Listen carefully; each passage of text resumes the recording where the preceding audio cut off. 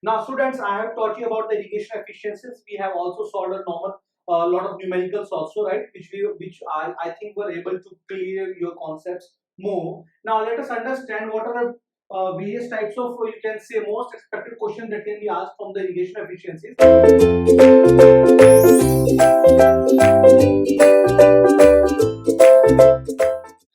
So first there can be any theoretical question, right?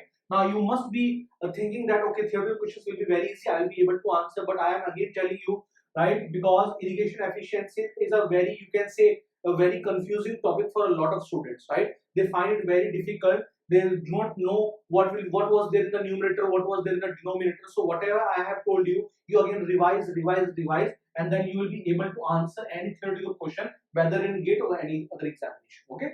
The another important thing, there can be mixed numerical. For example, the previous year GATE question which came in 2010, which we just saw now before this video lecture, right? It was a mixed numerical. So it also had conceptive use. It also had the use of application efficiency. It also had the use of discharge capacity, right? So a few concepts were used in the previous question. So similar questions can be asked, right? And it has been found that in GATE examination, direct questions from irrigation efficiencies are not coming. So there will be a numerical, and numerical will mention to you that the irrigation efficiency is this, or the application efficiency, or the discharge efficiency, or whatever, right? So different types of efficiencies are generally mentioned, right? Now, if direct question comes from irrigation efficiency, if direct question comes, then what I feel is that question on the new uniformity coefficients can be asked, right? So what is the neta D? That is the water distribution efficiency, is also known as the uniformity coefficient. It is actually equal to 1 minus y by d, right? Where d is the mean discharge or mean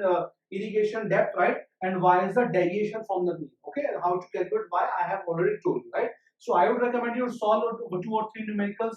Somehow you find some numericals from internet or from anywhere and solve 2 or 3 numericals based on this. That is the uniformity coefficient. You will be able to answer any question which comes from this topic. Okay.